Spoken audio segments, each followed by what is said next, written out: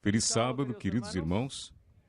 Deus abençoe vocês nessa manhã especial. É um grande prazer acompanhar vocês e teremos a segurança que esta semana teremos a presença especial do Espírito Santo. Ele é o nosso Mestre, nosso Deus Pai, e é Jesus Cristo, e é o Espírito Santo, seja a glória pelos séculos e séculos. Para mim é um grande prazer e quero agradecer especialmente pela grande oportunidade de compartilhar com vocês os temas que são relevantes pela época que vivemos e pelas grandes bênçãos espirituais. Os temas que vamos apresentar esta semana têm união, estão unidos. O tema de hoje tem uma conexão com o tema que será apresentado à tarde. De manhã até às 5 da tarde, 6 da tarde, também tem uma conexão. Eu tenho informação que o pastor Estevão Bor estará conosco amanhã de manhã. Assim eu sinto bem-vindo. Para mim é um prazer, porque eu vim da Venezuela.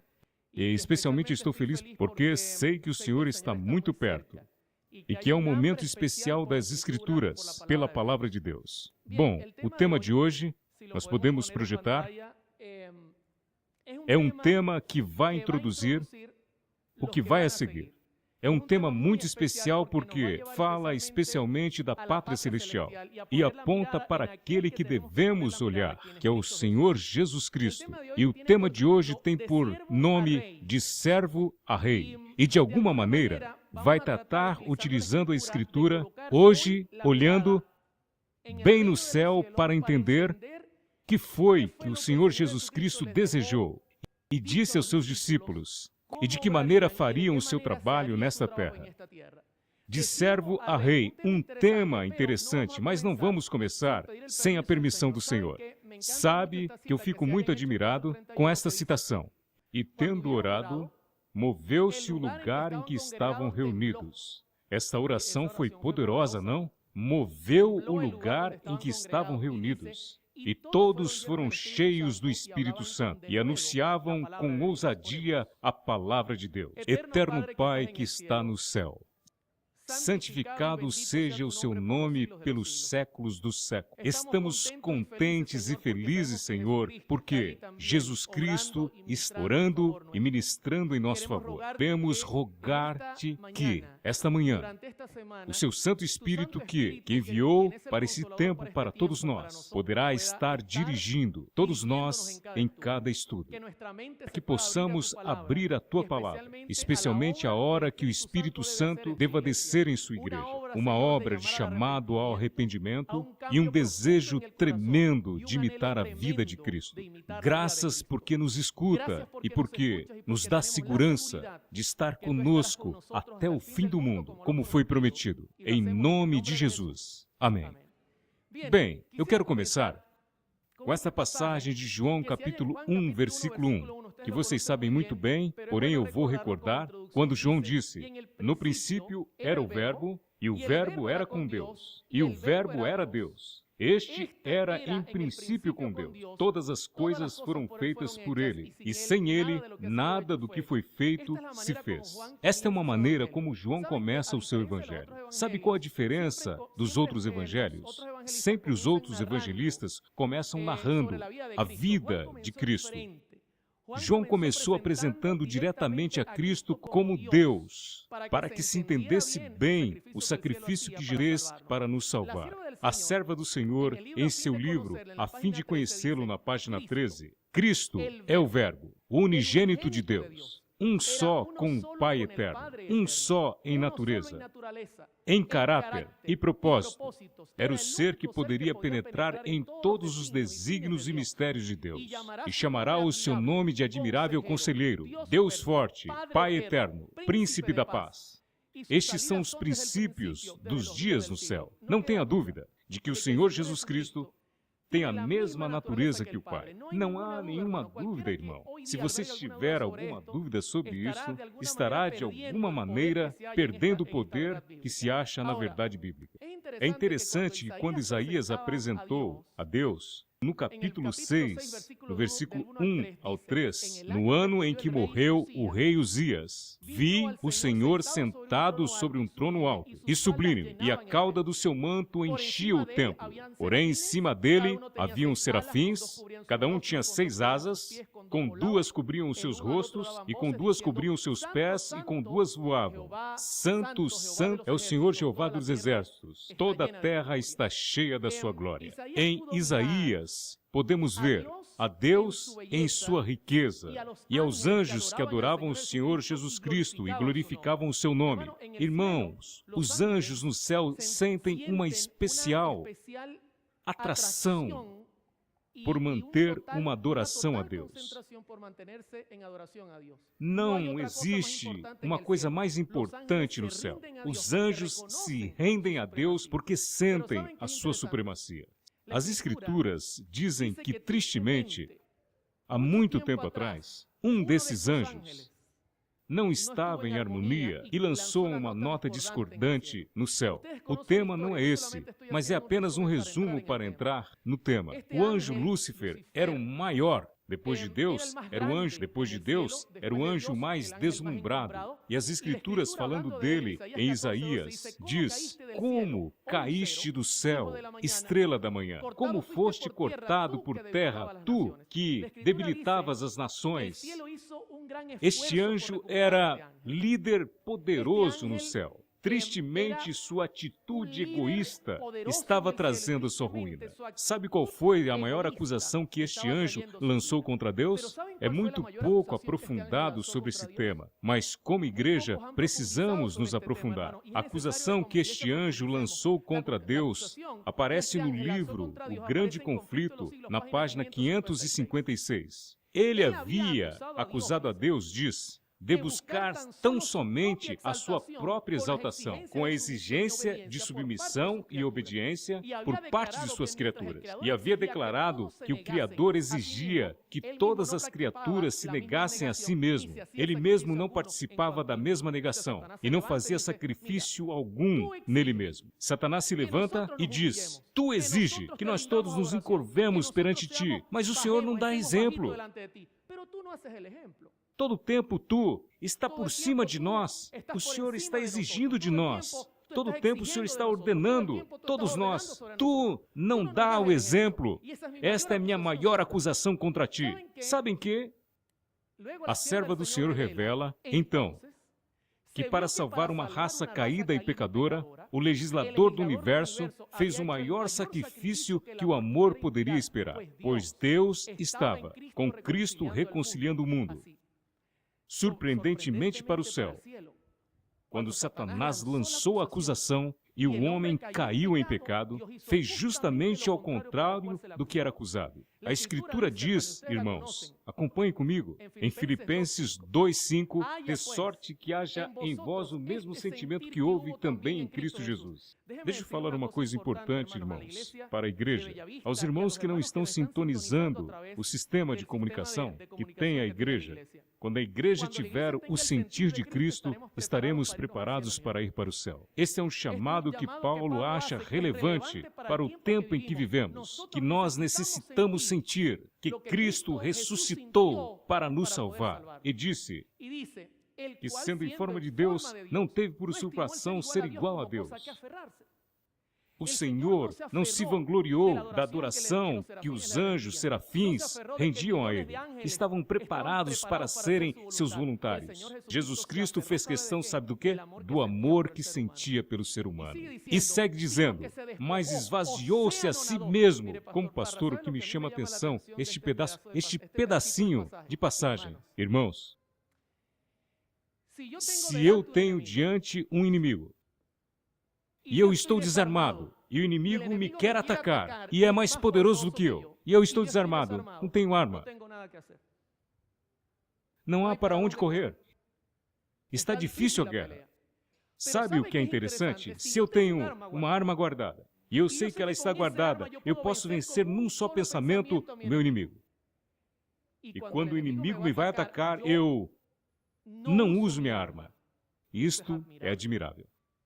O Senhor Jesus Cristo, estando armado, não usa o seu poder para viver como eu e você vivemos nessa terra e demonstrar que com o poder do Pai nós podemos vencer o inimigo. E vejam, mas esvaziou-se a si mesmo, tomando forma de servo, estando armado, não movia um dedo para defender-se. Queria viver como você e eu, e segue dizendo, fazendo semelhante aos homens, e achado na forma de homem, humilhou-se a si mesmo, sendo obediente até a morte, e morte de cruz. Não foi qualquer morte. Irmãos, é maravilhoso que os profetas escreveram sobre a vida de Jesus Cristo.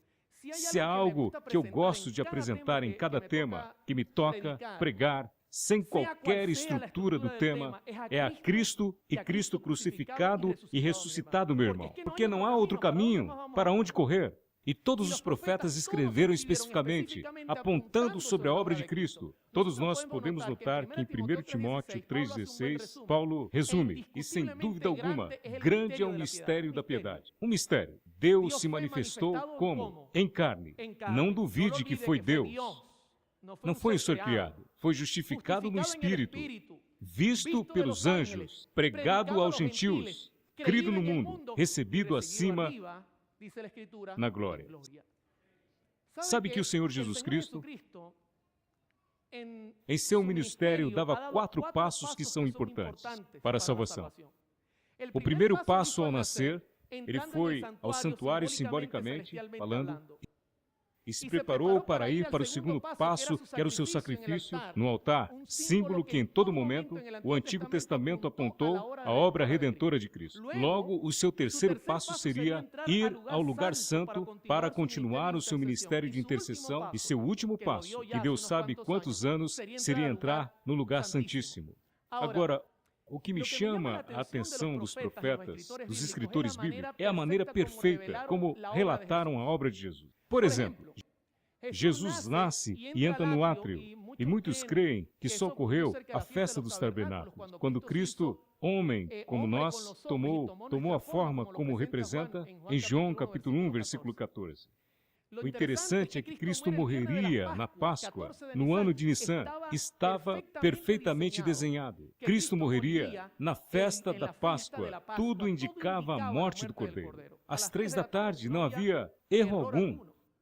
Logo, no sábado, descansaria na tumba, como símbolo que sua obra havia terminado perfeita, como na criação. E a redenção fora feita perfeitamente sem erro algum. E descansou também para dar a nós o exemplo. Este é o maior argumento que tem a Igreja Adventista em favor do sábado. E que o repouso de Deus santifica o sábado. E Cristo repousou 2 vezes, na criação e na redenção. Nós sabemos que no domingo, na festa das primícias, Jesus ressuscita. Quantos já haviam escutado sobre esses 4 passos? Todos já havíamos escutado. Agora tenho uma pergunta. Você tem escutado o que ocorreu depois da ressurreição alguma vez? Porque muitos falam do Pentecostes e tem um símbolo de interrogação. E sabe o que ocorreu na terra em Pentecostes? E você sabe o que ocorreu no céu no Pentecostes? Sabe que este é um tema importante para a igreja? Porque se você não entende o que ocorreu no céu, você não compreenderá o poder que teremos como igreja para terminar a obra que há encomendado. O tema de hoje tem a ver com isto. No dia de Pentecostes, diz as Escrituras que os discípulos se haviam reunidos, porque Jesus lhes havia dito, em Atos capítulo 1, verso 3, os quais também, depois de ter padecido, se apresentou vivo, com muitas infalíveis provas, sendo visto por eles por espaço de 40 dias, Cristo, durante 40 dias, seguiu ministrando os discípulos. Agora, no versículo 8, Jesus diz, mas recebereis poder ao descer sobre vós o Espírito Santo, e ser-me-eis testemunhas, tanto em Jerusalém como em toda a Judéia, Samaria e até aos confins da terra. Não duvide que isso estava se cumprindo na vida dos discípulos. Lembre-se bem, e quando dizia isto, vendo eles, foi levado às alturas, e uma nuvem o recebeu, ocultando a seus olhos, e estando com os olhos fitos no céu, enquanto ele subia, eis que junto dele se puseram 2 homens vestidos de branco. Lhe disseram, homens galileus, por que estáis olhando para o céu? Esse Jesus que dentre vós foi recebido em cima no céu, há de vir assim como para o céu ouviste ir, ele voltará. Isto não tenha dúvida alguma. A Escritura disse que no versículo 1 de Atos 2, quando chegou o dia de Pentecostes, estavam todos unânimes juntos. Sabe que a serva do Senhor disse que esta condição há de repetir-se na Igreja de Jesus. É a única maneira, irmãos, que nós juntos, sem discórdia alguma, entenderemos a obra que temos que fazer, e esta união mostrará ao mundo que Deus está em sua igreja. E de repente, vindo do céu, não ouvi a expressão. Da onde veio? E de repente veio do céu um som como de um vento veemente e impetuoso. Encheu toda a casa em que estavam sentados. E foram vistas por eles línguas repartidas, como de fogo, as quais pousaram sobre cada um deles. Do céu veio um poder. A pergunta cabe para hoje. O que ocorria no reino do céu? Porque nós sabemos, pastores e irmãos, que o Cristo nasce e entra no altar, entra no lugar santo. Mas o que ocorreu quando Cristo entrou no lugar santo e derramou o seu Espírito Santo? Este é o tema de hoje. De antemão, quero contar para vocês, antes de entrar no livro do Apocalipse. João, discípulo amado, assim o chama a Escritura, sobreviveu ao martírio que lhe haviam em tratar de assassiná-lo, o único discípulo que estava vivo e não havia sido martirizado. Tentaram por todos os meios assassiná-lo. Alguns dizem que o jogaram num azeite que fervia e ele saiu ileso. E por último, lhe mandaram a Pátimos, com a idade de 85 anos. Não sabiam o que fazer com João? Por onde João passava, formavam discípulos. Se a prisão ou aonde enviavam, ele formava discípulos. Aí, no ano 96, possivelmente, estando aí em Pátimos, escreveu o livro de Apocalipse. Apocalipse 1:3 contém uma bem-aventurança. Irmão, eu vou dizer algo por amor ao Senhor. Se existe um momento para manter o estudo do Apocalipse, é agora. Agora, meus irmãos, com as profecias. Bem-aventurado é uma palavra grega, Macário. Eu conheço um irmão que se chama Macário. Este irmão, que era pedrinha branca quando Cristo voltar. Acho que este homem se consolou quando soube o significado deste nome. Quando ele soube que em grego é bem-aventurado, ele disse que não erraram no seu nome. Bem-aventurado aquele que lê e os que ouvem as palavras desta profecia e guardam as coisas que nela estão escritas, porque o tempo está próximo. Eu creio que está muito perto a hora. Sabe que em Apocalipse 4, a Escritura apresenta a ascensão de nosso Senhor Jesus Cristo ao céu e apresentou uma visão que João recebeu, viu e lhe foi revelada. Em Apocalipse capítulo 4, eu creio que é o versículo 1, e adiante disse: E logo fui arrebatado em espírito, e eis que um trono estava posto no céu, e um assentado sobre o trono. João recebeu um chamado e dizia: sobe cá. A passagem que nós lemos, irmãos, acompanhem comigo. Apocalipse 4:1. Ler essa passagem é importante porque eu não tenho a lâmina, por alguma razão. Vamos à Bíblia. Diz Apocalipse capítulo 4, versículo 1. Diz o seguinte: Depois destas coisas olhei, e eis que estava uma porta aberta no céu. E a primeira voz, que como de trombeta ouvira falar comigo, disse: sobe aqui, e mostrar-te-ei as coisas que depois destas devem acontecer. Cristo queria que João olhasse as cenas que ocorriam no céu, o elemento que se havia chamado a olhar profeticamente, para que João entendesse de onde viria o poder sobre a lei. Sobe aqui, necessitamos que você escute isso, escreva e envie para que a igreja entenda aquilo que vai passar. O próximo versículo diz: E logo fui arrebatado em espírito, e eis que um trono estava posto no céu, e um assentado sobre o trono. E o que estava sentado era, na aparência, semelhante a pedra jaspe e sardônia, e o arco celeste estava ao redor do trono, e parecia semelhante a esmeralda. Pergunto: quem é que estava sentado? Teremos o Pai, o Filho e o Espírito Santo. De quem João estava falando? Por amor ao Senhor. Por que vocês estão assim como murmúrio? Vamos falar com convicção. De quem João estava falando? Diretamente, a mensagem aponta que quem estava sentado no trono era o Pai. Não há dúvida alguma, meus irmãos. É o Pai Celestial. Siga a versão que diz Apocalipse 4:4. E ao redor do trono havia 24 tronos, e via sentados sobre os tronos 24 anciãos, vestidos de vestes brancas, e tinham sobre suas cabeças coroas de ouro. Era necessário que visse uma cena que pode estar no passado ou no futuro. Ele olhou a cena. E era hora de revelar o Pai assentado e rodeado de glória ao redor dos 24 tronos. Muitos não sabem como explicar os tronos. Uns dizem que os tronos, que são seres humanos, alguns dizem são seres de outros planetas. Não vou entrar nesse tema hoje. Ao final, nós vamos responder. Mas definitivamente João olha um trono, um sentado, cercado de 24 anciãos que os rodeia. Segue a visão, meus irmãos, e olhando, porque hoje você vai olhar para o céu, e do trono saíam relâmpagos, e trovões, e vozes, e diante do trono ardiam 7 lâmpadas de fogo, as quais são 7 Espíritos de Deus. Que interessante, João não somente olha o Pai sentado, aí vem 24 anciãos assentados, também João viu que estava ardendo um símbolo bíblico que apontava sempre ao Espírito Santo. Não é que são 7, um número bíblico que representa plenitude, completo, perfeição total. Agora João viu o Pai sentado, 24 anciãos ao seu redor e o Espírito Santo. Um quadro maravilhoso, mas a coisa começa a complicar. Porque de repente, e havia diante do trono como um mar de vidro. Apocalipse 4, verso 6.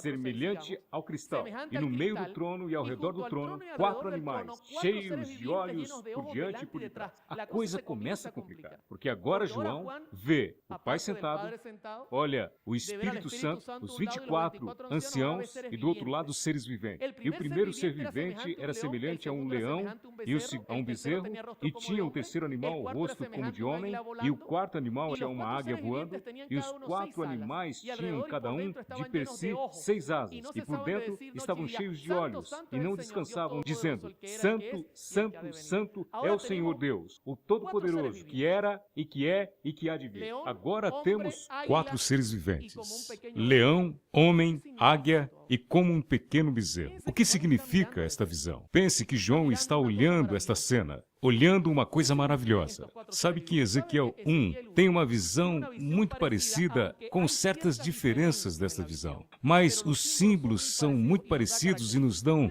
as seguintes características. E em meio dela a figura de 4 seres viventes. E esta era a sua aparência. Havia a semelhança de homem. E a semelhança dos seus rostos era como o rosto de homem, e do lado direito todos os 4 seres viventes tinham o rosto de leão. E do lado esquerdo todos os 4 tinham rosto de boi.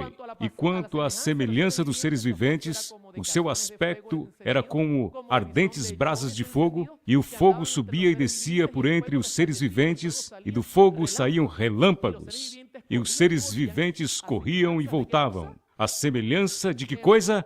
Ezequiel tem uma característica a mais. Além dos 4 rostos, eles são como relâmpagos. Nas Escrituras, o único ser que tem a capacidade de andar como relâmpago é um anjo. Em Mateus 28, 2, 3 diz: Eis um grande terremoto em ocasião da ressurreição de Cristo, porque o anjo do Senhor, descendo do céu, chegou removendo a pedra da porta e sentou-se sobre ela. E o seu aspecto era como um relâmpago, e as suas vestes brancas como neve. Sem dúvida, a simbologia que apresenta as Escrituras, falando de seres celestiais, tem características muito especiais. Por exemplo, os anjos, fortes como leões, é um símbolo de força na selva. Por exemplo, são como águias. Que característica tem as águias? É muito lenta. Quando está voando, olha o roedor por aí e ele escapa. E tem a águia de característica? Ela é rápida. São fortes, rápidas. Não é somente isto. Tinha força e cara de homem. O que representa o homem? Sabe que em toda a Escritura, homem simbolicamente representa sabedoria. São fortes, rápidos como a águia e sábios. Mas também um cordeiro que representa... O que representa um cordeiro nas Escrituras, meus irmãos? São mansos, Eles são rápidos, fortes, sábios, são submissos à vontade divina. Estão ao redor do trono, prestes e preparados para fazer a vontade de Deus. Sabe o que diz Apocalipse falando no capítulo 4, 4:9? E quando os animais davam glória e honra e ações de graças ao que estava sentado sobre o trono, ao que vive para todo sempre, os 24 anciãos prostravam-se e adoravam o que vive para todo sempre, e lançavam as suas coroas. Digno é, Senhor, de receber glória e honra e poder. Por que razão? Porque tu nos redimiste. Porque tu criaste todas as coisas e por tua vontade são e foram criadas. Sabe por que o reino de todo o céu e de todo o universo se prostram diante de Deus? Porque eles reconhecem como Criador do universo. Irmãos, nós como adventistas cremos na mesma teologia. Nós estamos reunidos hoje no sábado, nós recordamos hoje a obra maravilhosa de Deus. Agora, lhe faço uma pergunta. E agora, está pintado o quadro? Estão vendo a primeira etapa do que viu João no céu? Recordamos que Jesus Cristo foi acusado por Satanás de querer que todo o universo se curvasse diante dele quando ele era incapaz de fazer o mesmo. Porém, Deus deu a esperança de enviar seu Filho para nos salvar. E quando João é chamado, quando João vai ao céu em visão, vê o Pai assentado, o Espírito Santo do lado, vê os 24 anciãos, os seres viventes, e surge uma pergunta. Eu quero que você preste atenção comigo. Quem está faltando na visão? Quem está faltando? Não fique com medo, meu irmão. As câmeras não estão apontando para você, estão apontando para mim. Quem está faltando na visão? Jesus Cristo. Até aqui, João apresenta o trono de Deus, com a ausência de Jesus Cristo. Por quê? O que era o que Deus queria que João olhasse e ensinasse à igreja? Sabe, eu percebo que sempre falamos sobre a morte de Jesus, sobre a ressurreição de Jesus, sobre a vinda de Jesus, mas pouco falamos sobre o momento em que Jesus Cristo foi recebido no céu. Irmãos, este momento é muito importante para a igreja. Se você não entende o que aconteceu no céu quando Cristo se apresentou diante do Pai, você não vai entender o poder que a igreja tem em suas mãos. Agora eu quero continuar o tema e o tema se torna interessante. Vamos ver Apocalipse 5, verso 1. Encerrou o capítulo 4. E vi na destra do que estava sentado sobre o trono um livro escrito por dentro e por fora, selado com 7 selos. Agora complicou. Agora conclui que quem está sentado tem um livro com 7 selos. Agora está um pouco mais complicado a coisa. Veja aqui. Um anjo forte bradando com grande voz. Quem é digno de abrir o livro e desatar os seus selos? E ninguém no céu, nem na terra, nem debaixo da terra podia abrir o livro, nem olhar para ele. Irmãos, que livro é este? O que contém nesse livro? Muitos dizem, este é o livro da vida. Alguns falam e especulam. Este livro contém histórias da igreja, depois da ascensão de Cristo. Muitos especulam, porém a irmã White diz, e dá certa ideia do que contém este livro. E quero referir-me ao que fala a irmã White, em Palavras de Vida, página 236, disse... Quando Pilatos lavou suas mãos, dizendo, inocente sou eu do sangue deste justo, os sacerdotes se uniram com a turba ignorante, seu sangue seja sobre nós e sobre nossos filhos. Assim fizeram sua eleição os dirigentes judeus. Sua decisão foi registrada no livro que João viu na mão daquele que se assenta no trono, no livro que ninguém podia abrir, com todo o seu caráter vindicativo. Aparecerá esta decisão perante eles no dia em que este livro for aberto pelo leão da tribo de Judá. O livro contém decisões, e nada podia abrir o livro. Nada podia fazer. As Escrituras dizem em Apocalipse 5:4 que João, quando escutou a situação, disse, e eu chorava muito. A expressão, em realidade, que se usa no grego, que significa chorar a gritos. João chorava como Pedro chorou amargamente. É a mesma palavra. Quando Pedro negou a Jesus e foi ao monte, é a mesma maneira de chorar. O choro de João era a gritos. Imagine um lugar tranquilo, pacífico, o Pai está sentado no trono, o Espírito Santo ao lado, 24 anciãos, seres viventes, e de repente, ai! Ai! Se ouvia os gritos de João, chorando e dizendo, nada! Como é possível nada? Pode abrir o livro! E disse, porque não achava ninguém digno de abrir o livro, e nem de olhá-lo. E um dos anciãos disse, não chore, é aqui que o leão da tribo de Judá, a raiz de Davi, tinha vencido e desatar os 7 selos. Bendito o nome de Deus. Agora quem aparece na cena, bendito seja o seu nome pelos séculos dos séculos. Jesus Cristo. E olhei e eis que estava no meio do trono e dos 4 animais viventes, e entre os anciãos estava em pé um cordeiro, recém-sacrificado. Isto significa imolado, ou seja, que podemos entender que Jesus Cristo viria a descer sacrificado. E continua dizendo, estava em pé, e tinha 7 pontas e 7 olhos. Agora outra expressão, que são os olhos, que representam os 7 Espíritos de Deus, enviados aonde? Quantos recordam essa passagem? Cristo está com seus discípulos, estão tristes, vê temerosos, e Jesus diz, não se turbe o vosso coração. Crede em Deus? Na casa de meu Pai há muitas moradas, se não fosse assim, eu não teria dito. Vou, pois, preparar lugar. E se eu preparar lugar para vocês, para que onde eu estiver, vocês também estejam. Mas os discípulos estavam com temor, estavam assustados. O que será conosco? João 14, mas guardem os meus mandamentos. E eu rogarei ao Pai, e Ele vos enviará outro Consolador para vocês. Aqui vocês têm, irmãos, a imagem. Ao Jesus pisar no céu, logo o Consolador foi enviado. De onde veio o vento quando os discípulos estavam reunidos? Veio do céu? Agora na cena aparece 24 anciãos e os seres viventes. Aparece o Pai sentado e o Espírito Santo sendo derramado na terra.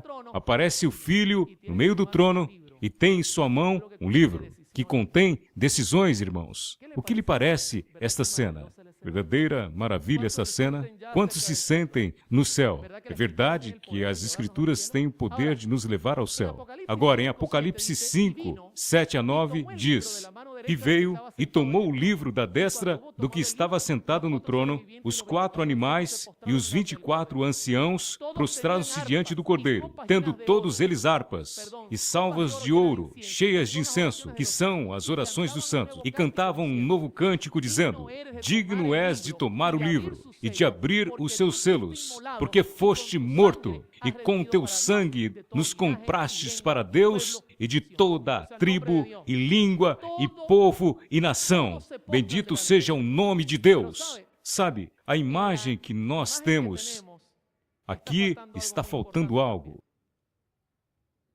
Quase sempre, nos lugares onde eu prego este tema, pego a igreja quando eu pergunto o que falta.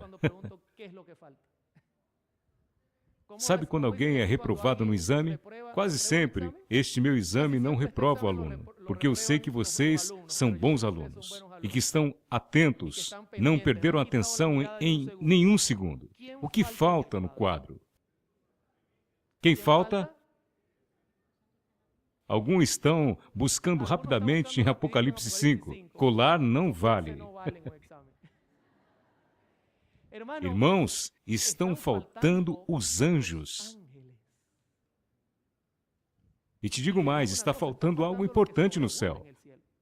Anjos são o que mais tem no céu. E sabe que as Escrituras não deixam dúvida o que está passando em Apocalipse 5:11. E ouvi a voz de muitos anjos ao redor do trono, e dos animais e dos anciãos. Para quanto?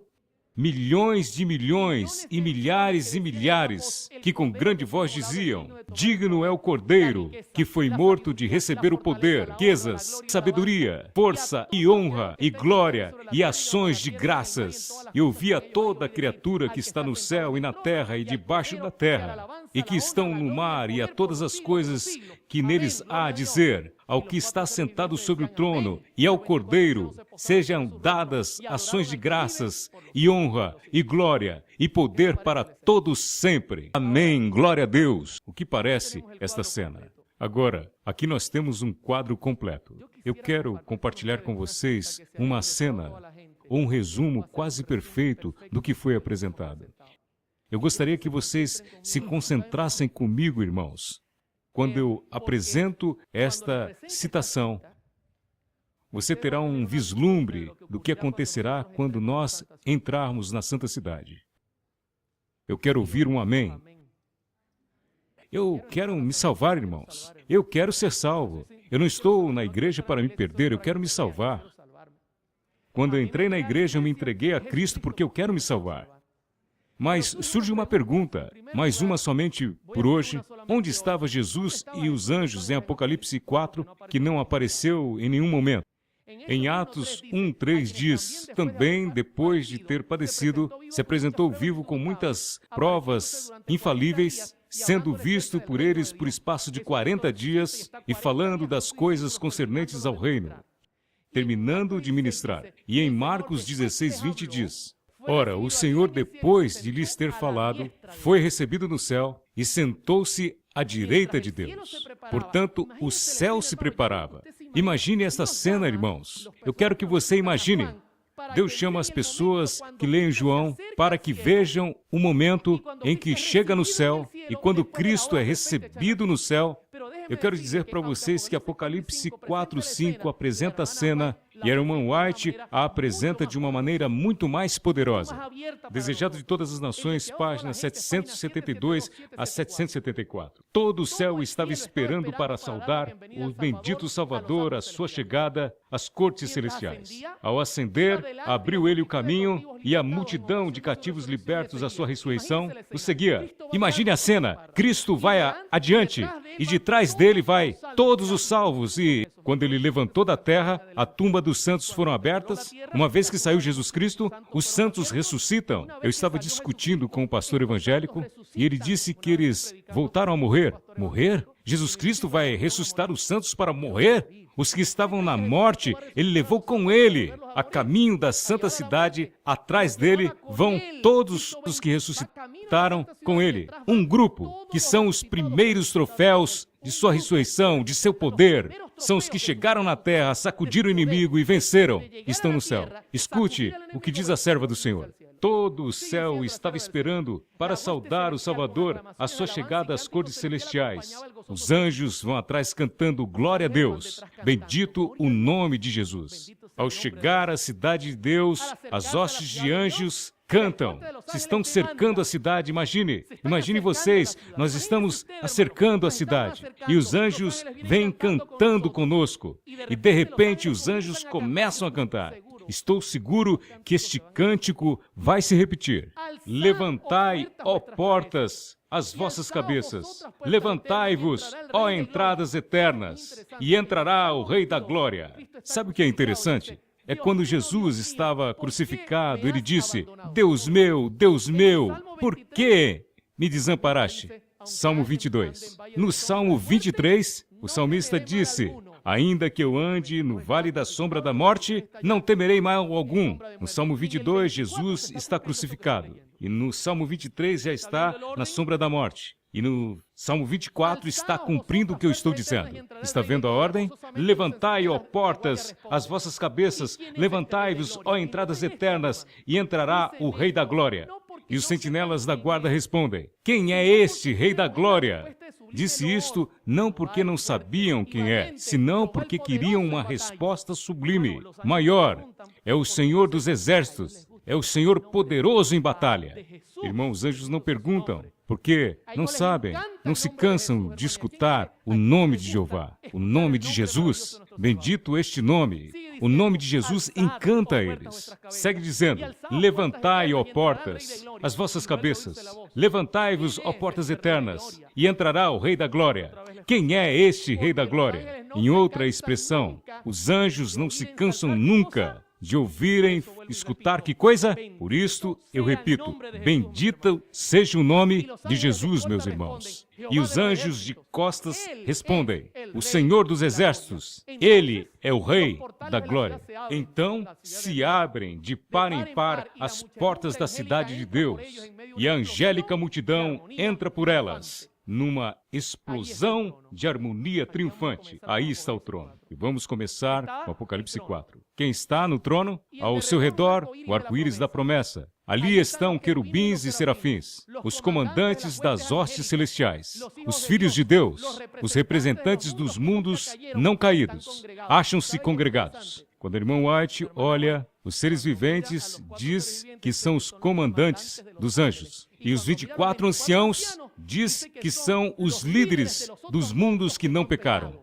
Aí estão congregados os comandantes das hostes angelicais, e aqui estão os servos de Deus, os representantes dos mundos que nunca caíram, acham-se congregados. São os mesmos que em Jó, capítulo 1, Deus chama e aparece Satanás de intruso. Portanto, os 24 anciãos não podem ser seres humanos, porque antes que chegassem os humanos com Cristo, os anciãos estavam na cena. Não sei se você entende a imagem. Cristo vai subindo com os seres humanos, literalmente 3 estão no céu: Elias, Moisés e Enoque. Porém, os 24 já estão com o resto que ressuscitaram com Cristo no céu. E quando Cristo chega, a irmã White cita a situação dos filhos dos outros mundos. Sigamos lendo. O concílio celestial diante do qual Lúcifer havia acusado a Deus e a seu filho, os representantes daqueles reinos sem pecado, sobre os quais Satanás pensava estabelecer seu domínio, todos estavam ali para dar a boa-vinda ao Redentor. Sentem impaciência por celebrar seu triunfo e glorificar ao seu rei. Mas ele os detém com um gesto, e os anjos vão correndo: vamos começar agora. E Cristo diz: ainda não.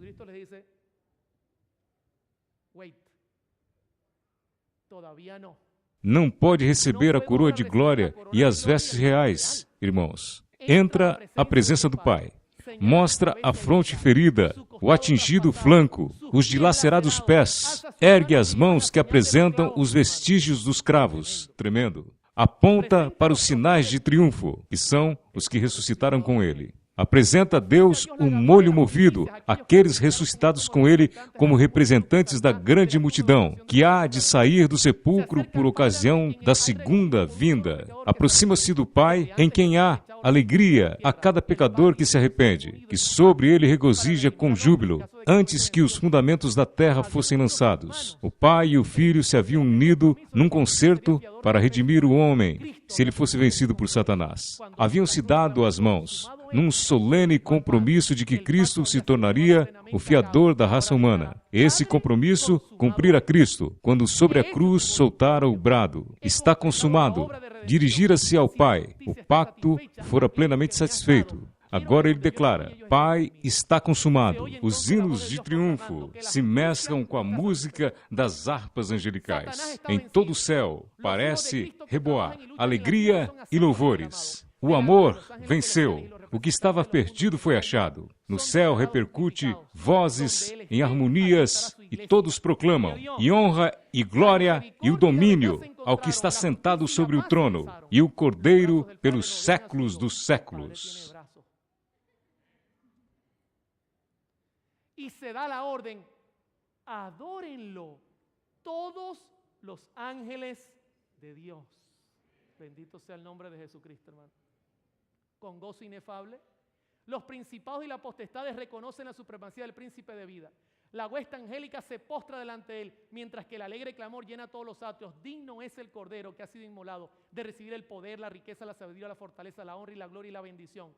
Los cantos de triunfo se mezclan con la música de las arpas angelicales hasta que el cielo parece rebosar de gozo y alabanza. Irmãos, eu quero dizer uma coisa. Eu não vim de um lar musical, mas eu quero dizer algo. No céu, a música É para levar você à adoração. Não para que a música seja um ponto de adorar, senão para levar você a olhar o trono de Deus e a olhar o Filho de Deus assentado, com suas mãos imoladas, com suas costelas cortadas e golpeadas pelos outros. O louvor é uma forma de dizer: Senhor, tu mereces o louvor. Não é nenhum ser humano, é o Senhor que merece. Você está captando, o céu está reunido em uma grande festa. E disse, o amor venceu. O que estava perdido foi achado. No céu, repercute com vozes em harmoniosos acentos, proclamam bênção e domínio àquele que está sentado sobre o trono. Bendito seja o nome de Deus. Quantos estão com o Senhor essa manhã? Levantem a mão. Estão conectados com os outros? Estão seguros que estão conectados? Eu tenho que terminar com uma breve pergunta. Muito simples a resposta. Diz que Satanás, no céu, culpou a Jesus Cristo de ser incapaz de humilhar-se. Culpou a Deus de querer toda a honra e a glória, e recebeu tremenda derrota. Quando o homem necessitou de Deus, Deus se humilhou até o fim para salvá-lo, irmão. Sabe o que me chama mais atenção? Em Hebreus 1:6 diz, e outra vez, quando introduz no mundo o primogênito, diz, todos os anjos de Deus o adorem. A pergunta que eu faço a você, por que Cristo merecia a honra e a glória? Porque era Deus? Sim, claro, ele era Deus. Tem que adorá-lo, porque... E pronto, não tem para onde ir. Você crê nisso? Como ele é Deus, tem que ser adorado, porque ele é Deus. O que quer dizer isso? Deus introduziu ele a ser adorado no céu. O que quer dizer isso? O mesmo Hebreus responde. Em Hebreus 2:9 diz, vemos, porém, coroado de glória por causa da paixão da morte, para que pela graça de Deus provasse a morte por todos. Irmãos, o que levou Jesus Cristo à glória foi simplesmente que se fez servo e se humilhou segundo a vontade do Pai. Você poderá dizer, ele era Deus, ele é Deus, ele merece. Sim, corretamente ele merece. Mas agora ele merece muito mais ele merece. Porque sendo Deus, ele se rebaixou em nossa condição para nos salvar. Sabe por que eu apresento esse tema, pastores? Por que apresento este tema para começar? E este tema eu vou repetir à tarde de hoje. Irmãos, se você entender que Cristo mostrou a João de milhares de cenas, Jesus queria que João entendesse claramente que aquele que está sentado ao lado de Deus é um ser humano que compartilha a nossa identidade. João queria que a igreja entendesse que teremos todo o poder em nossas mãos, se nós todos entendermos quem está sentado no trono de Deus. Irmãos, está sentado um ser humano como todos nós, como você e como eu, com uma única diferença que compartilha o trono de Deus porque é Deus também. Você imagina o que representa isso? Isso representa que se nós vivemos uma vida humilde, uma vida com extrema humildade, porque o problema do homem é o ego, que mata. Se nós não nos humilharmos como Jesus, se não vivermos uma vida como Jesus, se não nos entregarmos tudo por Jesus e reclamarmos o poder de Jesus, Ele nos dará. E o problema é este, meus irmãos, é que nós muitas vezes estamos ocupados em coisas vãs e perdemos de vista aquele que está sentado no trono. No outro dia, quando eu estava na rádio, chegou um taxista assustado na rádio. Era mais ou menos umas 2 da tarde. Eu estava em horário de trabalho. E um taxista, quando chegou, ele me olhava e me dizia, irmão Oliver, você poderia me atender? Eu disse, como não? Vamos lá, sentar, conversar. Eu sentei com este taxista e ele me disse, irmão Oliver, eu estava trabalhando e eu escuto a rádio todo o tempo, o dia inteiro. Eu fui católico e eu estava trabalhando e 2 homens me pararam na avenida e me disseram que necessitavam que eu os levasse. Eles entraram no carro e quando eles entraram no carro, eles atenderam uma chamada telefônica e eu tive a intuição de que algo estava mal. Quando eu estava indo, eu senti o frio cano da pistola em meu pescoço e eu me dei conta que a coisa estava mal. Eu tenho a foto dos meus filhos pregada no carro. Ele me disse, eu sei que a situação está difícil. Tendo as fotos em meu carro, eu disse aos homens, eu tenho filhos. Por favor, leve meu carro. Mas não me mate. Eu tenho filhos, tenho uma esposa que me amam e me esperam em casa. Nós vamos levar o carro, segue adiante, você vai morrer. E o homem seguia em frente. E o homem, durante o caminho, me disse, Oliver, a única coisa que pensei foi em Jesus Cristo. E disse, Jesus, tem misericórdia de mim. Porque eu escutava a mensagem que você dava e eu entendi que somente há um intercessor de consertar as coisas. E através de Jesus.